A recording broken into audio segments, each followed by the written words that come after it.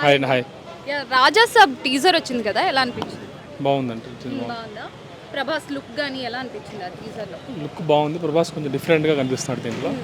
అంటే ఇప్పటి వరకు ఆయన మాస్ మూవీస్, లవ్ స్టోరీస్ చేశారు, బట్ ఇందులో చూస్తుంటే కొంచెం ఫన్నీగా అనిపిస్తుంది అండ్ కొంచెం హారర్ టైప్లో ఉంది. మరి ఎలా ఉండబోతుంది అంటారు? అంటే యాక్చువల్గా అది కంటెంట్ అనేది కంప్లీట్ డిఫరెంట్ అండి. ఇది ఇంత ముందు సినిమాలతో కంప్లీట్ డిఫరెంట్.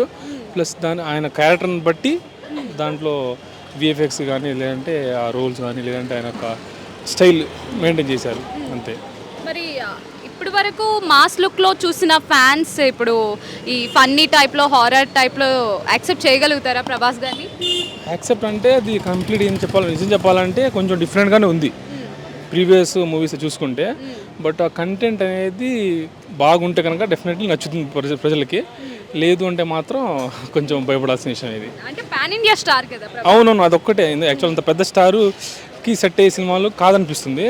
బట్ ఆయన ఆ సినిమా ఒప్పుకున్నాడంటే ఆయనకి ఆ కంటెంట్ నచ్చి, లేదంటే ఇప్పుడు ఆయన మైండ్ సెట్ ఎలా ఉందంటే ప్రతి సినిమాకి మారుస్తున్నాడు. అంటే ఇప్పుడు కల్కి ఉంది, అది కొంచెం డిఫరెంట్, ప్లస్ సలార్ అది కొంచెం మాస్, ఇది కొంచెం హర్రర్. అలా ఒక్కొక్క సినిమా అలా డిఫరెంటే మారుస్తుండాలి. అంటే ప్రజల్లో ఏంటంటే కొంచెం చేంజెస్ అంటే మనుషులో చేంజెస్ కనపడనేది అటు ఉన్నాడు మైండ్ సెట్. బట్ సినిమా చూస్తే కనుక దాన్ని బట్టి మనం డిసైడ్ చేయొచ్చు. మరి టీజర్లో వచ్చేసరికి విఎఫ్ఎక్స్ అండ్ బ్యాక్గ్రౌండ్ స్కోర్ ఎలా అనిపించింది?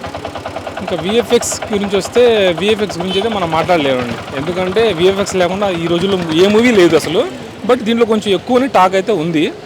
బట్ దాని గురించి అయితే మనం మాట్లాడలేమండి. ఎందుకంటే అది విఎఫ్ఎక్స్ పరంగా చూసుకుంటే సినిమాకి ప్లస్సే ఉండొచ్చు. ఎందుకంటే వితౌట్ విఎఫ్ఎక్స్ అనేది సినిమాకి ఒక షేప్ అంటూ లేదు నిజం చెప్పాలంటే. మరి ప్రభాస్ ఫ్యాన్స్ కి ఒక పండుగ అంటారా? అవును, అది అలా చెప్పుకోవచ్చు. బట్ రిలీజ్ తర్వాత చెప్పగలుగుతాం మనం అయితే. బట్ కొంచెం డిఫరెంట్ లుక్ అయితే చూడొచ్చు.